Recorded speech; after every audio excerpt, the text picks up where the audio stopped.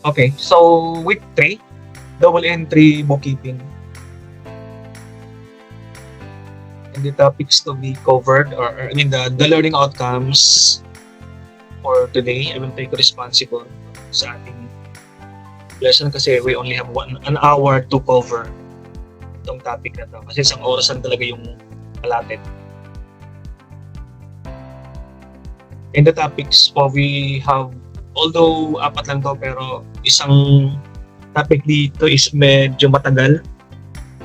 Ay, hindi natin matatapos ng isang oras itong topic na to. But I will take you responsible for the topic and I will finish everything by recording yung mga natitira. Okay, so from the lesson last time, ito yung pinaka-foundation niya. We should understand very well yung accounting equation. Kasi dito umiikot yung accounting, yung bookkeeping, the basic accounting, the bookkeeping, dito umiikot. So parang itong pinaka nagbabind sa lahat ng rules pag tayo nagre-record ng mga transaction. The accounting equation na we started with this one last meeting. Meron ditong tatlong main principle, main elements of accounting equation: the assets, yung liabilities plus equity. So as a review lang, assets are the property, the resources of the company. Yung mga area ng company ng asset, for example, cash, account receivable, mga inventory, equipment, land, mga machinery, mga materials. Yan ang asset ng company, mga area-area ng isang company. Pag may area-area ng isang company, meron din sa mga liabilities. Liabilities are the utang. May utang sa saan? Sa supplier, may utang sa employee, may utang sa government through taxes.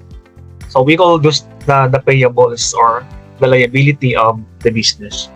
Yung pangatlong element is the equity. Pag sinabing equity, ito yung share or natitirang share na may-ari doon sa business. Ibig sabihin, pag may asset na 10 million yung isang business, pero may utang siyang 1 million, yung natitirang 9 million, yun ang equity na tinatawag nating equity. So, 10 million, bawas yung utang na 1 million, ang matitira, 9 million. Yung 9 million, that is your share sa business. Yung natitirang share mo sa business, that is 9 million. Kasi pag meron kang pera, pag wala kang utang, lahat yan sa'yo. No? Yan ang equity mo. Pero pag meron kang pera, tapos may utang ka, bawas mo muna yung utang, ang matitira, yan ang sa'yo. And that is equity. Kaya nga, we should always maintain yung asset is equal to liability plus equity. Dapat palaging balance yan. No? Pag asset is 10 million, pag wala kang liability, so equity is 10 million. Yan ang pinaka-share mo sa sa negosyo. Okay, now,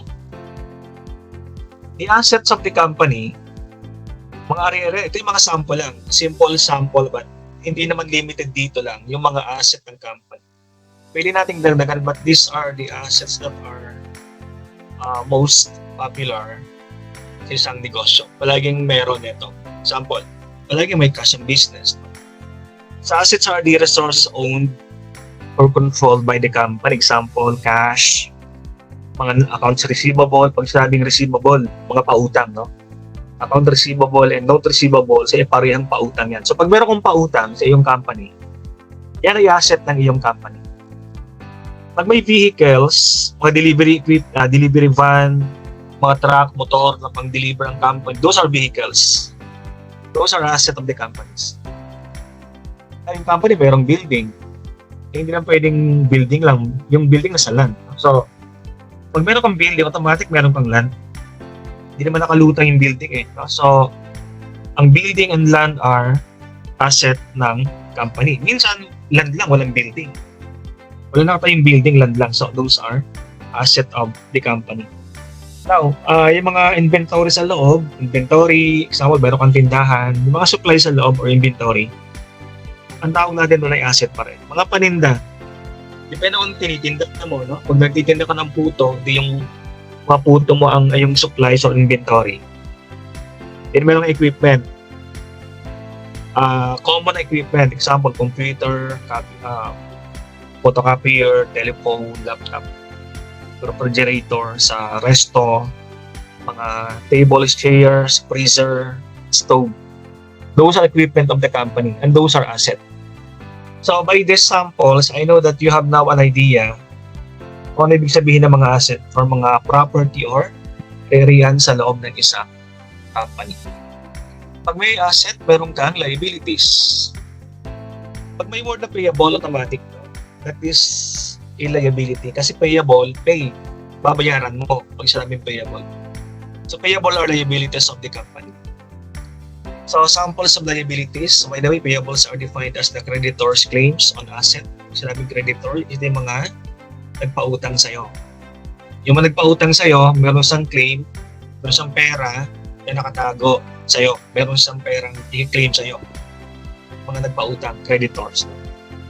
So samples ng mga creditors, 4 lang to, but may mga payables din na hindi ko sinama dito, but these are the most common type of payables. Example, accounts payable.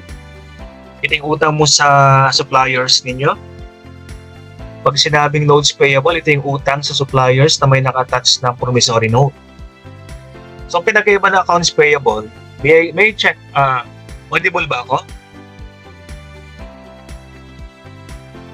Yes po. Okay, baka may wala na akong boses. So, the difference between accounts payable and notes payable, accounts payable ay utang sa supplier na wala naka-attach na promissory note. While notes payable are those utang na may supporting na promise to pay or promissory note. So, yan pinagkaiba nila, promissory note. The next type of payable is the taxes payable. So, ito yung mga utang nyo, utang na inyong company sa government, specifically sa Bureau of Internal Revenue or BIR. Tinax ka inassist ka ng BIR. Sabi, company A, ito yung utang mong tax. Ito yung tax mong babayaran for 2026. 2,500 pesos. Hindi mo pa binabayaran. Kaya naging taxes payable siya. Whereas wages payable, so very simple, ito yung mga utang mo sa mga empleyado na hindi pa nababayaran. Example, ang bayaran ng sweldo every Saturday, mamayang hapon, alas 5. Walang pasok. Sa Lunes po babayaran, di ba? So, meron kang utang sa mga empleyado mo. So, we call that the wages payable or the salaries payable. So, lahat na may payable sa dulo, therefore, those are utang or liability ng company for the second element. The first element is asset, the second element is liabilities, the third element is the equity. So, owner's claims on asset. Yung may-ari ay may share sa asset ng company. So, yan ang share mo sa negosyo. So, pag magkasosyo kayo, example, lima kayong may-ari ng isang grocery. So, meron kayong share doon sa grocery store. Those are the equity. O yung claim mo doon sa asset ng isang business. Okay? Then how you compute the equity ng isang may-ari ng company. Itong naka-bracket, no? And equity, oh. Ito ang focus natin, ha? Itong naka-bracket na itong may line. Ito yung composition ng equity. 4 siya. Yung initial capital mo, yung withdrawal, tapos yung revenue, tapos expenses. So, ibig sabihin, simplihan natin, no? Itong business ay sole proprietorship. Solo. Ang may-ari, ikaw lang. Ang may-ari si Jella, si Anna, tapos si Milbert. Ay may-ari, solo. You can think of your own company. Pwede isang barbershop, pwede isang coffee shop, pwede isang bake shop. How do you compute your equity doon sa iyong sariling negosyo? Kunin natin yung 4. No? Owner's capital, owner's withdrawal, tapos revenue, tapos expenses. Itong 4 na ito pag-present, you can compute your owner's equity. Right? So, unahin natin yung owner's capital. Yung pinakaunang element ng equity, the owner's capital. Itong capital na to, ito yung ininvest mo doon sa negosyo. Example, barbershop, Milbert. No? Kung itayo yung barbershop, naglagay siya ng 50,000 pesos doon sa barbershop na kanyang negosyo. Yun ang owner's capital. Then yun 50,000 ang first element or the owner's capital, 50,000. Okay? Then, after 1 week,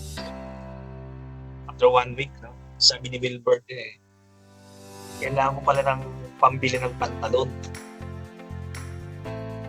So, kumuha siya ng pera doon sa barbershop. Magkano? 2,000. Okay? Kasi guys, no, pag naglagay ka ng pera sa business, 50,000, hindi mo na yun pera. Pera na yun ng business. Sabi ng business entity concept, hiwala yung pera ng negosyo sa pera ng mayari. Okay? So, owner's capital, 50,000. Then sabi niya, kailangan ko ng perang pambiling pantalon. Kukuha ko ng 2,000 doon sa 50,000 ng business. Yung 2,000, ang tawag natin dyan ay withdrawal. Alright? Now, ang tanong, magkano na lang ang share ni Milbert doon sa business? 50,000 pa ba? Hindi na. Kasi binawasan niya na ng 2,000 pesos. Ang share ni Milbert doon sa business ay 48,000 pesos na lang. Kasi binawasan siya, we call that the withdrawal. So pag siya withdrawal, pag gumawa ka ng pera sa iyong business at ginamit for personal, pilitin ko for personal use, yan ay withdrawal. So nabawasan yung share mo dun sa negosyo. Alright? O nakang-isang linggo pa lang, di ba? Then after 1 month, yung kanyang barbershop ay kumita, nagkaroon ng revenue. Siyempre kumikita yan, di ba? Nagkaroon ng revenue first month. Nakano siya, naka 15,000 pesos. Kumita siya ng 15,000 pesos. Nakabenta siya ng 15,000 pesos. Okay? So magkano ng equity? Kwentahin natin sabay-sabay 50,000 minus 2,000 plus 15.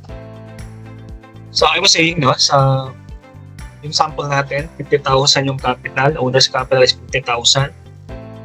Tapos may ginawang withdrawal na 2,000.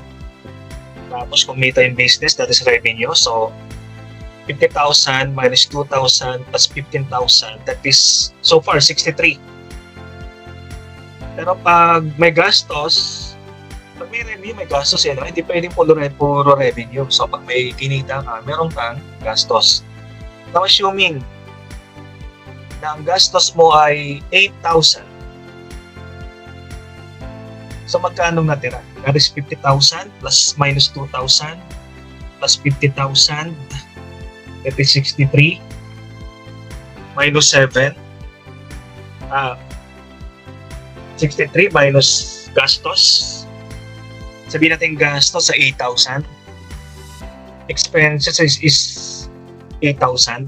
So ang natitira is 55,000 pesos. Ulitin ko ang owner's capital 50,000, ang withdrawal ay 2,000, ang revenue or kinita ay 15,000, tapos expenses ay 8,000. Ang natitira is 55,000.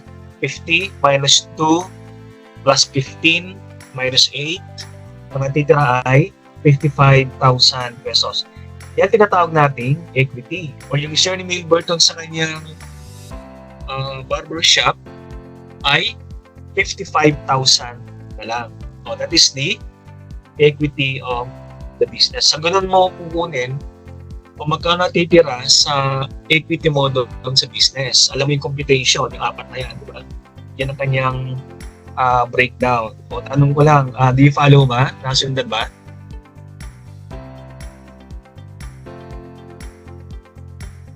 Nakuha? Yes po. Okay, so I will change this one. So, alam mo na pag walang equity, no? Yung mga liabilities naman ay given, di ba? Yung apat kanina, mga payables. Then, let us analyze yung mga transaction na pumapasok sa inyong mga negosyo. Basta pag tayo nagpapasok ng mga transaction, dapat laging equal yung asset is equal to liabilities plus equity.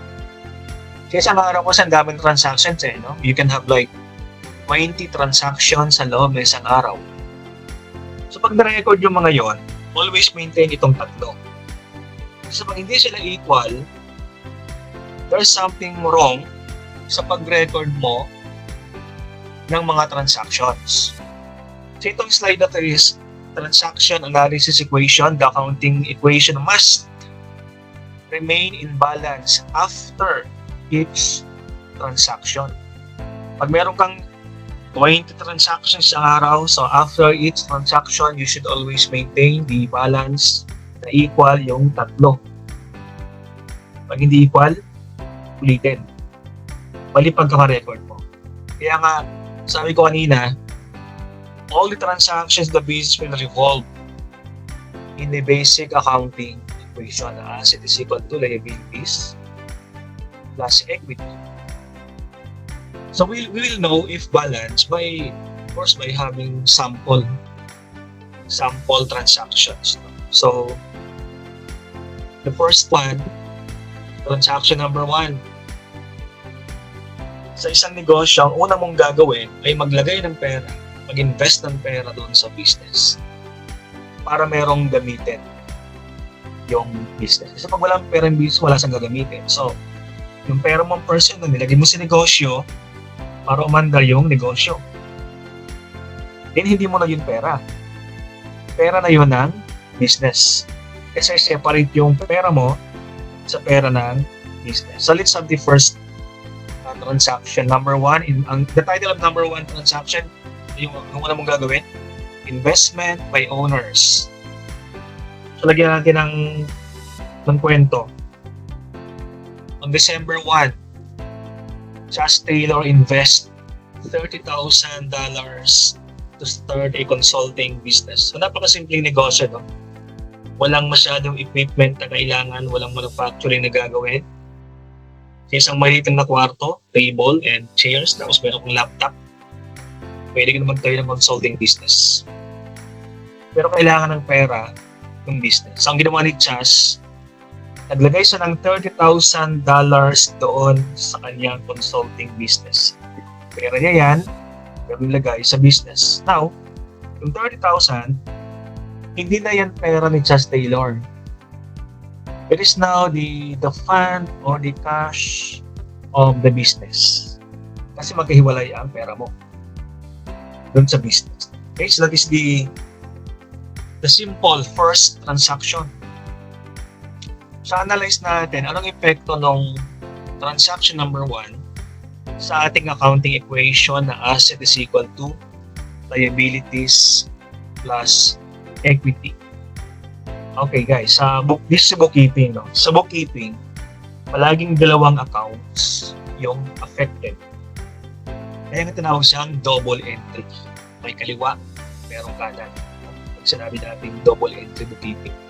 Palaging at least dalawang accounts ang affected. Hindi lang asset ang affected. Dapat meron siyang kapartner. Hindi lang equity ang affected. Dapat mayroong isang kapartner. Kaya tinawag natin siyang double entry bookkeeping. Okay, so analyze natin. Anong dalawang account yung involved doon sa transaction number 1? O di ba pag naglagay ka ng pera sa business, anong mangyayari sa pera ng business? Tumaas, bumaba. O tanong ko yun sa inyo, kasagutin nyo. Naglagay si Chas ng pera sa business. Anong nangyayari sa pera ng business? Sagutin nyo. What happened to the cash of the business pag naglagay ka ng pera doon? Tumaas o bumaba?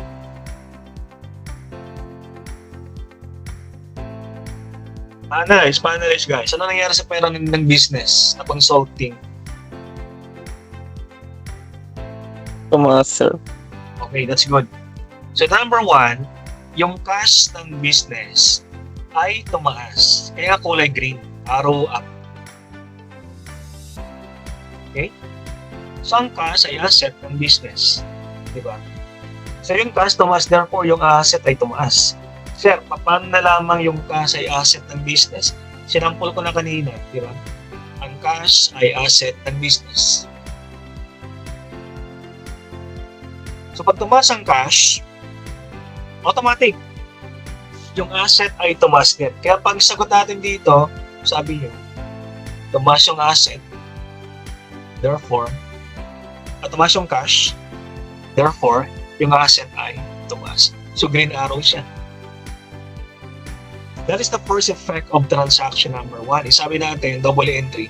Palaging dalawa ang epekto ng isang transaction. So ano yung epekto ng isang transaction? Number 2. O diba si Chas naglagay ng pera sa business? Sa anong nangyari sa equity ni Chas sa business? Tumaas ba or bumaba? Si Chas Taylor naglagay ng pera sa business. So what happened to the owner's equity or owner's capital ni Chas Taylor sa business? Tumaas, bumaba?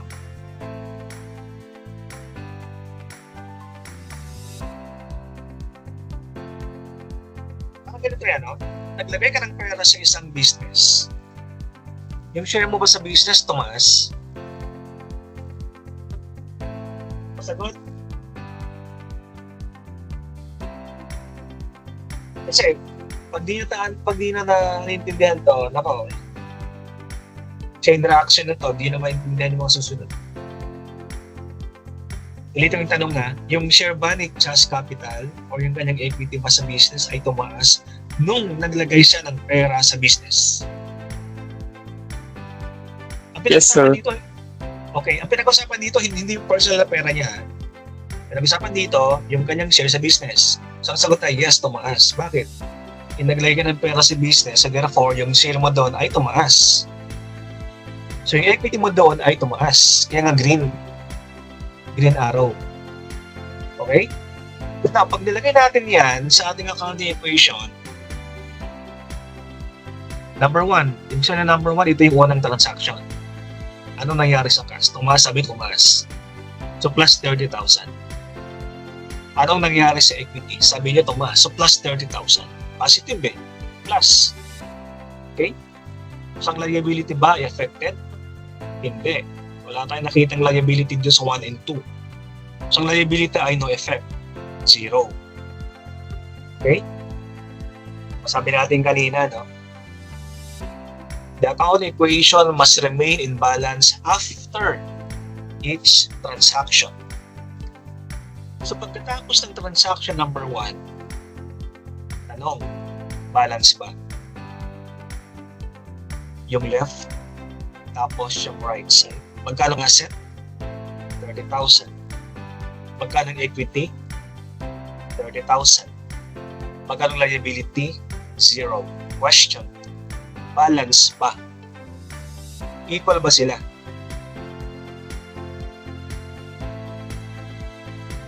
Sagot? Balance ba sila?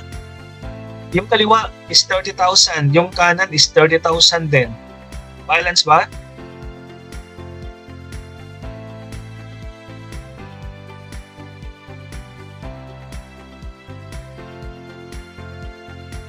Pag hindi naintindihan to guys, no, mas maganda dito face to face no?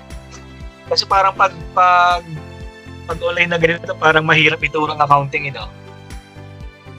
Okay na bang face to face tayo pagdating ng kwan? Ng last 9 weeks? Kaya ba? Face to face? Okay lang? Okay lang sir, pero mas prefer namin Friday po. Hindi ako pwedeng Friday kasi may pasok sa ibang university. Kasi di ba sabi ko pag face to face, lahat ng subject ng face to face ay Sabado nakalagay. Kasi lang ang aking pinaka free time Sa ibang araw kasi nasa Quezon City University ako, nasa AMA University ako. Sabado lang. Kasi I know talaga accounting, pang face to face eh. Kasi mahirap intindihin. Tulad ngayon, hindi mo masyado makuha, di ba? Yung kung tinatanong natin, balance pa yung dalawa. Yung left ba ay balance sa right side? Ang left side, yung asset, di ba? Ang right side, yung liability plus equity. Ang tanong, balance. Balance ba? Equal ba sila? Yes. Equal? Tingnan nyo, equal ba yung kanan kaliwa? Opo, sir, equal. Okay, equal kasi yung left side niya ay 30,000. Tapos yung right side niya is also 30,000. So balance. So after transaction number 1, balance. Okay, meron pa tayong transaction number 2. O tingnan natin transaction number 2. Ito yung mga simpleng transaction that will happen in your business. Ito yung mga common transactions that will happen in your business. O transaction number 2. Magulugin na natin. Bumili ng supplies, nagbayad ng cash. Purchase supplies for cash. Mga simple, no? Bumili ka ng gamit para sa yung bumili si Charles Taylor ng gamit para sa kanyang consulting company. Pwede siyang bond paper, pwede siyang magamit, di ba? Folders, kagamitan, mga laptop para sa kanyang negosyo, no? Yan ang nangyari sa transaction number 2. Sa Taylor's company, fast forward, purchases supplies paying 2,500 cash. Madaling tindihin, di ba? So, analyze natin ano nangyari. The accounts involved are, number 1, cash. Ano nangyari sa cash ng business pag ikaw ay may binili? Tumaas, bumaba.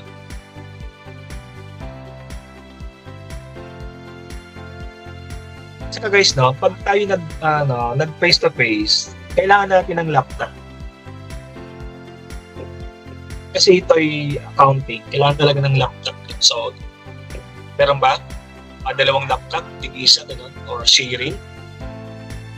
Kasi bakit man gumamit ang dahil mas magandang gawin to, transaction ng ganito, mas magandang gawin sa sa Microsoft Excel, MS Excel to ginagawa ng ganitong mga transaction. So, pag face-to-face tayo, magdala kayo ng laptop nyo, no? Para yun ang ating gagamitin. So, sino bang may laptop sa inyo? Kahit dalawa, ganun. Kasi mga numbers, talagang pang laptop talaga to, no? Pag mga numbers, yung mga numbers sa accounting kasi. O si Milbert meron, o sino pa. Pwede magdala ng laptop.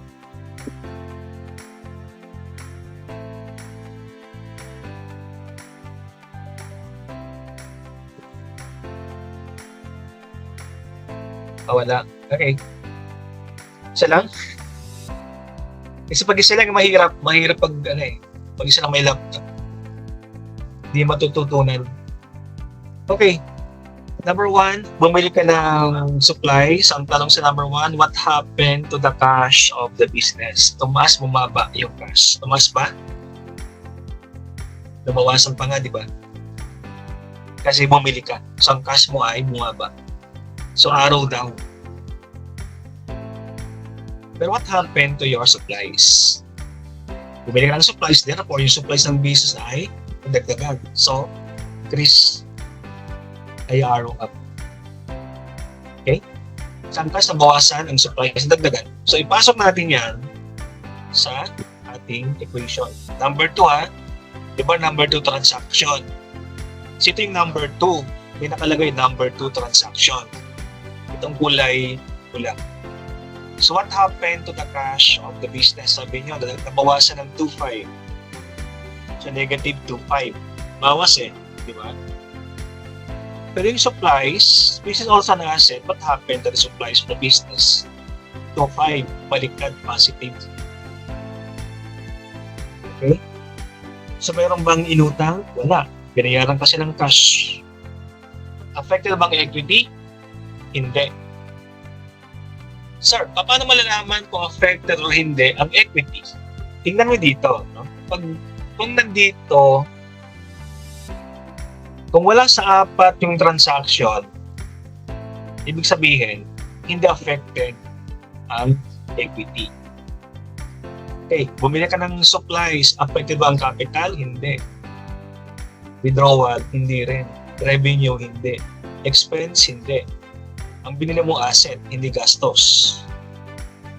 Okay, kaya ang affected dito ay parehong asset. Yung cash na 2.5 negative, tapos yung supplies na 2.5 positive. Yung kulay pula ang laman ng transaction number 2. Walang effect sa liability, walang effect sa equity. So after transaction number 2, balance pa ba? Compute natin. Yung 30,000 kanina, bawasan mo ng 2.5, so 27,005. Saan na galing 30,000? Sa transaction number 1. Yung pinasok natin transaction number 2, minus 2.5. So, ang cost mo ay 30,000 na bawasan ng 2.5. So, 27,500.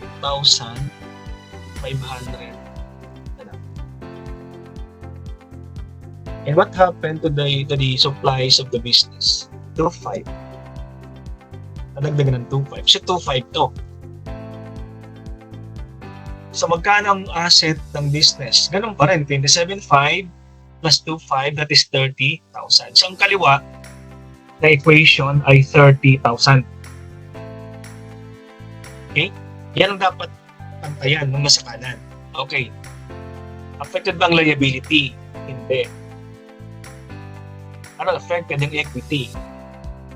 So, lang yung equity. May change pa sa equity? Wala. So, 30,000 pa rin equity, di ba? So, balance pa rin ba? O, kita-kita, di ba? O, hindi na magtatanong, balance pa rin ba? Balance. Kasi, yung kaliwa, after transaction number 2, ay 30,000. Tapos, yung kanan, after transaction number 2, ay 30,000 pa rin. Balance ba yung dalawa?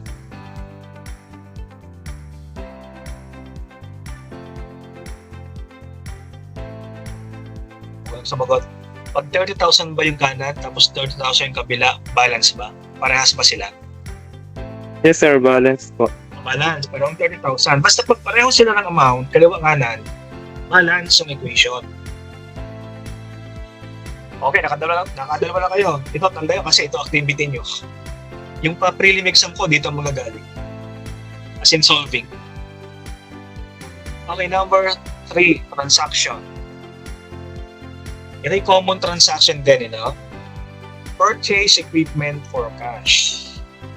Okay, ito naman ay hindi supplies ang binili. Ganun din, kaya lang this time, pang binili natin na equipment, example, bumili ka ng laptop, bumili ka ng delivery equipment, vehicle, bumili ka ng pang-deliver ng motor, bumili ka ng freezer, ng tables ng iyong company na gagamitin. Ano pa? Mga desktop computers, photocopier, air conditioning units. Yun ang binili mo.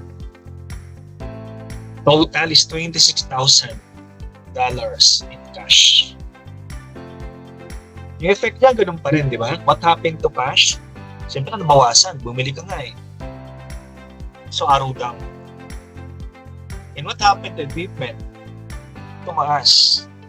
So, by the way, ang equipment is also an asset. So, therefore, ang equipment is under asset pa rin. So, nagdagdag tayo ng column dito na equipment kasi equipment and supplies and cash, lahat sila ay asset. Okay? So, that is the movement of the accounts. Tumaas, bumaba. Then, ilagay natin siya, accounting number of transaction number 3. Pasok natin siya sa ating accounting equation. So, numberan natin ito, number 3. Yung kulay pula. what happened to the cash of the business? Kung nabawasan ulit, di ba? Nabawasan, Minus sir. 26,000. Yes. Tapos, affected ba ang supplies? Hindi. Wala kang billing supplies. Affected ba equipment? Yes, plus. Dagdag. Yes, sir. Kasi nakalagay dyan, number 2. Diba? Okay. May liability ba? Wala. Wala tayong inutang. Binayaran natin ang cash. Equity is still not affected. So, ang affected talaga yung asset side lang. So, bring down natin. Kanina, ang balance natin sa transaction number 2, balikan nyo, transaction number 2 ay 27,005. Ng 27,005 ay dinala lang natin dito sa second page, no? So 27,005, tapos nabawasan ulit ng 26,000. So natirang cash ay 1,500. Minus lang natin, 1,500. Okay. So, ang supplies ba affected? Wala. So bring down. Bring down the 2,500. Ang equipment ba ay affected? Yes. Increase in equipment. So 26,000. So pag i-add mo yung mga yan, 1,500 plus 2,500, that is 30,000. So 30,000 ang asset. Okay? Yung kaliwa, 30,000. Yung kanan, pagkano? 30,000 pa rin, walang movement. Tanong, balance ba? Yes. Yes, sir. Balance. Parehong 30,000 eh. Pag nagkaiba yan, hindi balance. So far, very good, no? Galing nyo. After transaction number 3, ay balance pa rin tayo. So, kung lang ganun, di ba? Kung mayroon kang 10 transaction, pasok mo dyan. Basta naka-balance parehas. Dalawang sides. Okay, so number 4, up na tayo. Number 4, fourth transaction. Ito na. Purchase supplies on credit. So ito iba na, no? Sa number 2 kanina, bumili ka ng supplies, pero binayaran. Okay. Sa number 4, ganun din, ang pinag-iba nga lang, sa number 4, yung supplies ay on credit, inutang. Hindi binayaran ng cash. Inutang. So fast forward, purchase supplies of 7,100 on account. Pag sinabing on account, ibig sabihin niya on credit. Ibig sabihin inutang. Let us analyze the movement of the accounts. The accounts involved are, of course, affected by yung cash. Yes. Number 4. Affected ba ang cash? Ay, hindi, sir. Okay, very good. Hindi affected yung cash. Kasi nga, inutang eh. Okay? Pero supplies ay affected. Kasi bumili ka ng supplies, yung supplies tumaas. So, lagyan natin dito. Number 4 Number 4. Ito number 4. Itong kulay pula ulit. Cash not affected, so walang effect sa cash. Pero ang supplies affected. Tumaas ang supplies kasi bumili ka. Plus 7,100. Equipment not affected kasi hindi mo ito bumili equipment. Question, hindi pa tayo sa kanan. Ang liabilities ba or utang ay affected? Yes, sir. Affected, sir. Yes, galing. Kasi napaka-clear ng problem. Supplies on credit, inutang. So mayroon ka ditong liability. We should recognize liability. Pagkano? 7,100. Lagay mo dyan. Plus. Bakit plus? Kasi increase. Equity is not affected. So, bring down. What is the effect of the number 4? Then, kunin natin yung balance. Ang cash ay 1,500 pa rin. Ang supplies ay naging 9,600 na. Equipment, ganun pa rin, 26,000. Pag tinotal mo yung tatlong yan, 1,500 plus 9,600 plus 26, ang total niyan is 37,100. Yung kaliwa. Yung kanan dapat ganun din. So, yung kanan, recognize liability payables of 7,100. Tapos idagdag natin yun doon sa kaninang 30,000 na kanina pa nakastampa yung 30,000. Okay, so 30,000 plus 7,100, that is 37,100. So balance yung kanan, tapos yung kaliwa. Pareho silang 37,100. Sarap, no? Pag-balance. Okay. Pero ang problema yung pag hindi mo na-balance. Ako, when I was in the university, when I was in college, na gusto ko mag-shift ng course dahil dito. Ayoko na mag-accounting. Yung college ako. Okay, that is transaction number 4. So far balance after 4 transactions. Then let's move to number 5. So ang ginagawa natin, guys, no? Bawat minuto may pumapasok na transaction. Nire-record natin ng ganito. Okay? So, may dumating namang transaction, number 5 naman. Diba, ang business natin ay consultancy. May dumating kang kliyente. Nag-provide ka ng service sa client mo. Consultancy business na kay Just Taylor, diba? Sa the company of Just Taylor, yung negosyo, nag-provide ng consulting services sa kliyente or customer. Tapos ang customer nagbayad ng 4,200 cash. Yan ang transaction. Then we analyze the movement of the accounts. So the accounts involved are obviously affected ang cash. Kasi malino dito. Receive 4,200 cash. So very clear, affected ang cash. What happened to your cash? Tumaas, bumaba. O siyempre tumaas kasi tumanggap nga ng cash, di ba? Yung business mo. So increase in cash, that is increase in asset. And that is 4,200 pesos. Dollars. Then what is the other account affected? Kasi dapat dalawa palagi ang affected. So number 2, nagkaroon ba ng kita ng revenue ang business? Yes. Ano nangyari sa revenue? Tumaas. Tumaas, sir. Pag tumaas ang revenue, ano nangyari sa equity? Tumaas din. Sir, tanong, paano malalaman na equity affected pag merong revenue? Sabi natin kanina, merong 4 na nakaka-apekto sa equity. Yung capital, yung withdrawal, yung revenue, tapos expense. Pag may revenue, dagdag sa equity. Kaya nga dito sa ating transaction, nagkaroon ng revenue. Therefore, equity increases. So, pinasok ko yung number 5, balance pa rin, di ba? Yung cash na dagdagan, 4,2 plus 1,500 kanina, naging 5,700. Walang changes sa supplies. So, 9,600 pa rin. Equipment, 26.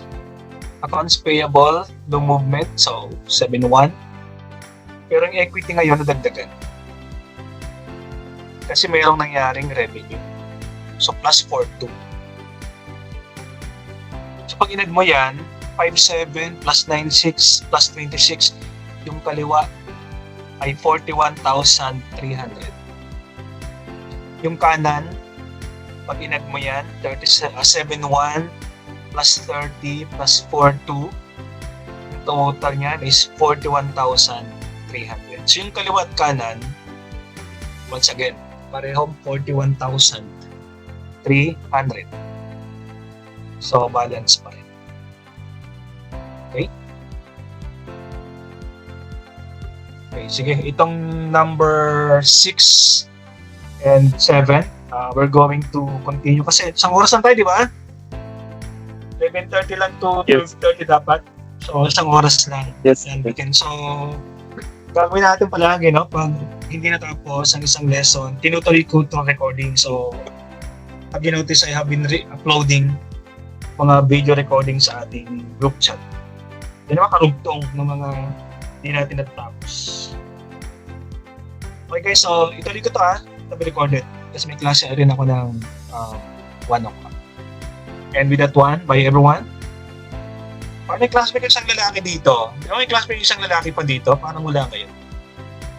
Wala nga, sir. Hindi nga namin napapansin, sir, na pumapasok eh. So, drop ko ngayon pagkasabi kung nakita niyo sa ibang subjects. See you around guys. Bye everyone. Bye, sir. Thank you po.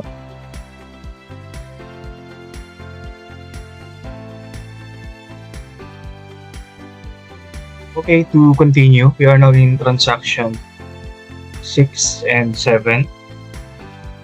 The title of the transaction is payment of expenses in cash. So, meaning, nagbayad ng mga gastos ng ating company, ng ating consulting business. No? Nagbayad tayo ng cash. So, the details is, the company pays 1,000 rent expense. So, nagbayad ng renta ng office ng company. Nagbayad ng 700 in salary to the company's employees. So, dalawang expenses to, rent expense and salary expense. Mga basic expense na it always happen in one company. Common magbayad ng rent, common magbayad ng mga expenses. Salary expense ng isang company. So, that is the transaction and let us analyze anong nangyari, anong mga accounts yung affected. So the accounts involved are very obvious, no? Nagbayad ka ng cash. So what happened to your cash as an asset? So, nagbayad. So nabawasan ng cash ng company. So kaya nga dito naka-arrow down, ibig sabihin, nabawasan. And expenses, nagkaroon ng expense ng company.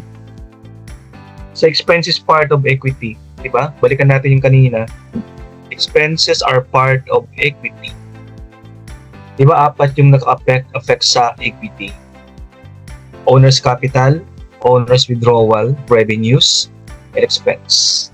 So, expenses ay nakaka-affect sa equity.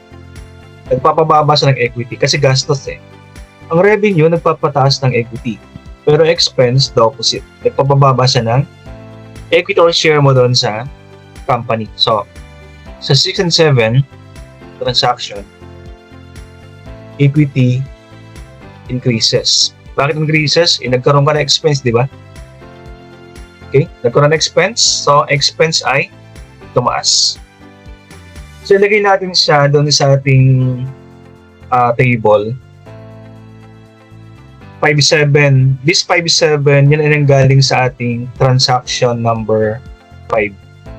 Diba ang balance natin ng transaction number 5 ay 579626. So pag carry over natin siya sa susunod na slide, ang balance natin dati ay 5796 plus 26,000. Sa kaliwa, sa kanan, ganun din. So ipasok natin yung number 7, kulay red na fonts. Number 6, so what happened to your cash na bawasan? Kaya ang nakalagay dito, minus cash. Okay? Sa kaliwa yan. So, anong pattern niya dun sa kanan? Di ba sabi natin kanina, expense ay nagpapabawas sa equity. Okay? Kaya dito lagay natin, minus 1,000. So, pag tumaas yung expense, nagpapabawas yan sa equity. Kaya 1,000. So, pag kinuha natin yung bagong balance, 57 minus 47, 57 minus 1,000, that is 47. Bring down yung 96, walang changes. Bring down equipment, walang changes. Bring down payable, walang changes. Bring down capital, 30. Bring down revenue. Ang affected kasi yung expense. So, recognize now yung 1,000 na expense. So, ilagay natin dyan sa ilalim. Pinipasok natin yung number 7. Ang 6 and 7 ay parehong treatment sa 6 and 7. Kasi pareho silang expense. So 7, ganoon din, no? Cash decreases. Tapos yung equity, since expense yung salary, decreases din. So, pag kinuha natin yung bagong balance, The balance of cash is 4,000. Bring down 9,600, bring down 26,000. Bring down 7,100, bring down 30, bring down 42. Expense natin ay dalawa na. So, that is 1,700. So, lagay natin dito. Then, i-check natin kung balance pa rin. Pag inad mo itong tatlo, 4,000 plus 9,600 plus 26, that is 39,600. Pag inad natin itong apat sa kanan, sa right side, 39,600. 7,100, diba? Plus 3. So dito, ang equity natin ay 3,000 plus 4,200 minus 1,700. So bakit minus? Ito ba expense ay pambawas sa equity. So 30,000 plus 4,200 minus 1,700 tapos yung liability na 7,100, that should be 39,600. So pareho, no? Left and right are the same. So balance ang ating asset is equal to liability and equity. So let's go to transaction number 8. Transaction 8, sales on account. So ibig sabihin ng sales on account, nagbenta ka ng product, nag-provide ka ng service, pero on account. Ibig sabihin on credit, no? So nagbenta ka, nag-render ka ng service, pero inutang sa'yo. Kaya on account or on credit. Pag sinabi on account, that is also means on credit. So let's go to the details. Now, the company, your company, consulting company, rendered a consulting service. Hindi tayo nagbenta ng product, but we render service. Diba ang ating negosyo ay consulting? That is why we rendered consulting service sa ating kliyente na ang pangalan is Mr. X. Tapos ang worth ng service na nirender natin sa kanya ay 1,600 pesos. 1,600 dollars. And rent out a portion of its office for 300. So dalawa yung ating transaction dito, no? Nagbenta ka ng product, tapos pinarenta mo yung kalahati ng office, pero pareho silang on credit. Both are on credit. Ibig sabihin, hindi tayo binayaran. Utang. Utang ng kliyente yung 1,600, utang ng nagrenta yung $300. So, what is the effect? Anong mga accounts ang affected? So, you will notice, palaging dalawa ang affected na account kasi double entry, bookkeeping natin ginagawa. So, the first effect, number 1, AR. AR is account receivable. So, ang tawag sa mga pautang nyo sa business niyo ay mga account receivable.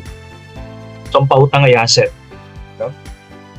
So, what happened to your account receivable? Nagkaroon ka ng pautang. So, therefore, account receivable increases.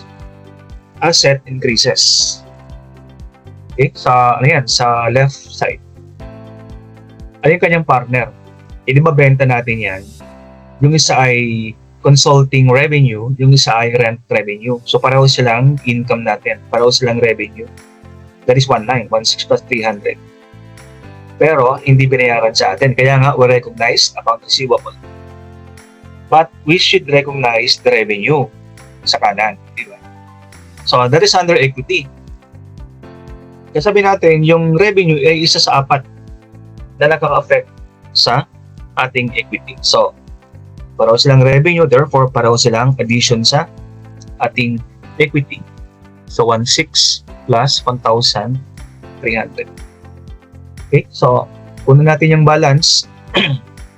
Ang new balance ng cash, hindi affected yung cash, so bring down cash. Hindi ba recognize account receivable? So, that is 1,900. No effect sa supplies, bring down 9,600. No effect sa equipment, bring down 26,000. O, sa left side yan, di ba? Tapos sa kanan, walang effect sa liability, so bring down 7,100. Walang effect sa capital, bring down 30,000. Walang withdrawal. Pero ang revenue, meron tayong revenue, no? 4,200 plus 1,600 plus 300. That is 6,100. May effect sa expense. Wala tayong expense sa numbers 8. So, bring down 1,700. Dinibalance nyo na kung pareho yung left side tapos yung right side. Dapat balance yan, di ba? So, pag inad natin yung left side, the total is 41,500. 41,500. Yung kanan, dapat ganun din, di ba? So, 7,100 plus 30,000 plus 6,100 minus 1,700. So, ang balance ay 41,500. So, pareho silang 41,500 left and right. So far, after transaction A, balance tayo. Right? Sarap, no? Sarap mag-balance. So, let's go to transaction number 9. So, for number 9, collection of account. So, it means, yung mga pautang natin ay kukolektahin na natin. Kasi pag sinabing account on credit, di ba? So, ibig sabihin ng collection ng ating mga credit, collection ng ating mga pautang. So, the company collected both the account receivable and rent receivable. So, maalala nyo kanina, nag-provide tayo ng service pero inutang sa atin. Tapos, nagparenta tayo kanina ng part ng ating lugar, inutang din sa atin, di ba? Ngayon, sa number 9, kukolektahin na natin yang mga yan. Okay? So, magkanong kukolektahin natin sa number 9?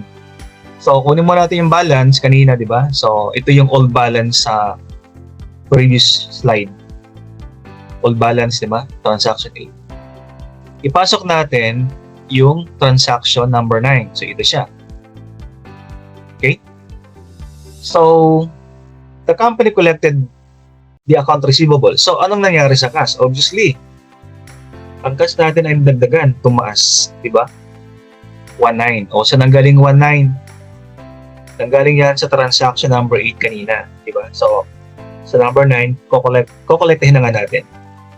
So, the cash increases 1,900. Di ba? Then what happened to the account receivable? Account receivable natin, mawawala na kasi kinolekta na natin eh. So, ima-minus na natin yung account receivable. Minus 1.9. Diba? So, asset, cash, increase. Account receivable, decrease. Okay? So, 0 yan. Pag ginansa mo yan, 0. Yung right side, 0 din kasi walang laman. Diba? So, balance yan dapat. But the new cash balance is 4,000 plus 1.9. So, ang ating new balance of cash ay 5.9. Wala nating receivable kasi nakolekta na. Kasi 0 ang ating account receivable. Hindi affected ang supply, so bring down 9.6. Hindi affected ang equipment, bring down 26,000.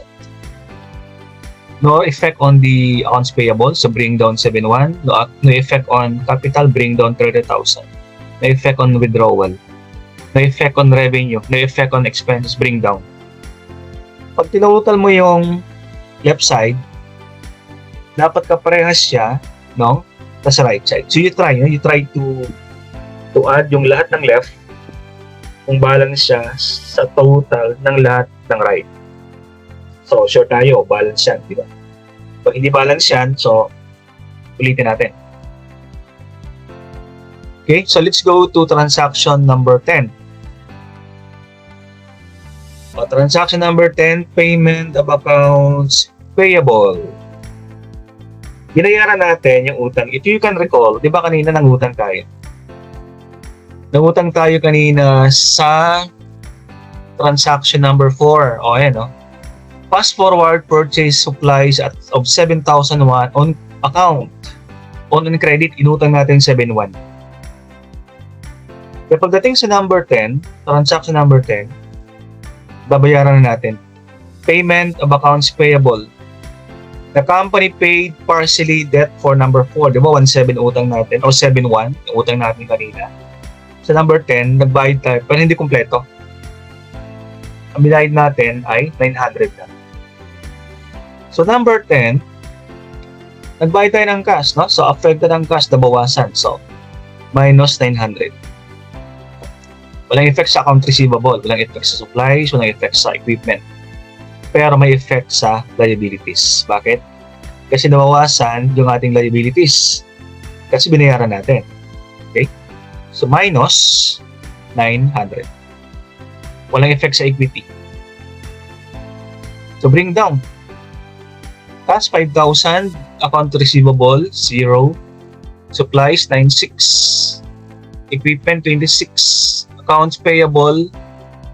Ang utang natin ay 7,100 sa kanina. Inagbayad tayo ng 900. So, ang utang natin ay 6,200 na lang. So, bring down all the equity. Walang effect.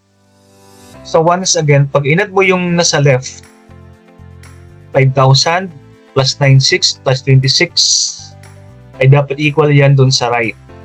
Plus 62 plus 30 plus 61 minus 17. So, balance palagi yung kaliwa kanan. So, hinati natin, di ba? I put in a dividing line dito. Ito. Sabihin, sa kaliwa, tapos nasa kanan. Yan. So, you get the total, guys. Na kung balance pa rin sila, dapat equal yung magkabilang sides. Double entry. Bookkeeping. So, let's go to transaction number 11. Transaction 11, withdrawal. No? So, ang withdrawal ay yung may-ari ng business ay kumuha ng pera doon sa business na gagamitin sa personal. O, di ba sabi natin, pag ikaw yung may-ari ng negosyo, tapos binawasan mo yung pera doon, gagamitin mo sa personal, i-record mo yon. Hindi pwedeng sabihin sa yung business, so hindi mo i-record, bawal, no? Kasi iwala yung pera ng negosyo mo sa pera mo. So, pag kumuha ka ng pera sa negosyo mo, i-record mo. Hindi expense, no? But, withdrawal. Yan ang nangyari sa transaction number 11, withdrawal. The owner used $200 from the business for personal use. So, anong effect? The accounts involved are, obviously, binawasan mo yung pera ng business, so ang cash ay nabawasan. Decrease. So, ilagay natin dito, transaction number 11. Nabawasan yung cash sa minus 200. Tapos ano yung kanyang partner? Withdrawal. Saan nilalagay ang withdrawal? That is under equity. Kasi kanina, ulit-ulit natin, no? 4 ang nakaka-affect sa equity. Diba? If you can recall, ang una ay yung capital, pangalawa ay withdrawal, tapos revenue and expense. Sa withdrawal ay nagpapabawas sa iyong equity sa business. Totoo naman, di ba? Pag kumuha ng pera sa business, yung share mo doon, equity mo doon, nabawasan. So, pagpabawas ng equity, ang withdrawal. So, pag nilagay natin dito, number 10, 11. Yung withdrawal sa kanan, sa right side, ilagay natin under equity. Okay? Kasi that is, it affects equity, it's $200. And let's go the new balance. Ang cash ay nabawasan ng 200, so that is only 48. Walang effect sa account receivable, no effect sa supplies, no effect sa equipment. Ang affected lang talaga yung withdrawal, di ba? So, we recognize now withdrawal. So, may 200. Nag-increase ang withdrawal kasi nagkaroon ng withdrawal. Then you bring down withdrawal dito. So, pag inad mo yung left side, dapat ay balance dun sa total ng right side. So, once again, you try to add yung lahat ng nasa left tapos lahat ng nasa right.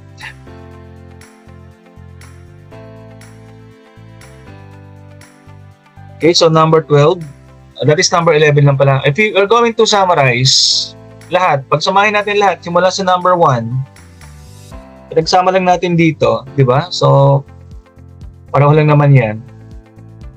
So, transaction number 1 hanggang transaction number 11. I-add natin kung balance Sabay-sabay tayo mag-add. 4,800 plus 9,600 plus 26,000. So, yung kaliwa, ang total ay 40,400. 40,400 yung kaliwa. Yung kanan, i-solve din natin. 6,200 plus 30,000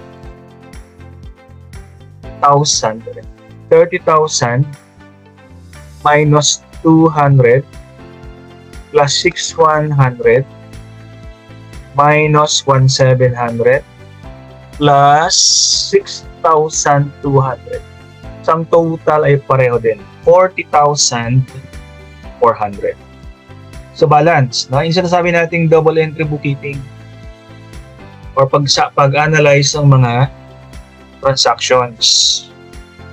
So, balance. No? So, that is the last slide. So, hoping that you get something from this lesson pag-analyze. So, ating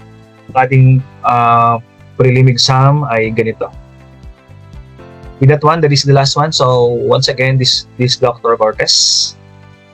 And before I go, pwede pang pa-click ng subscribe button. Maraming salamat everyone. See you!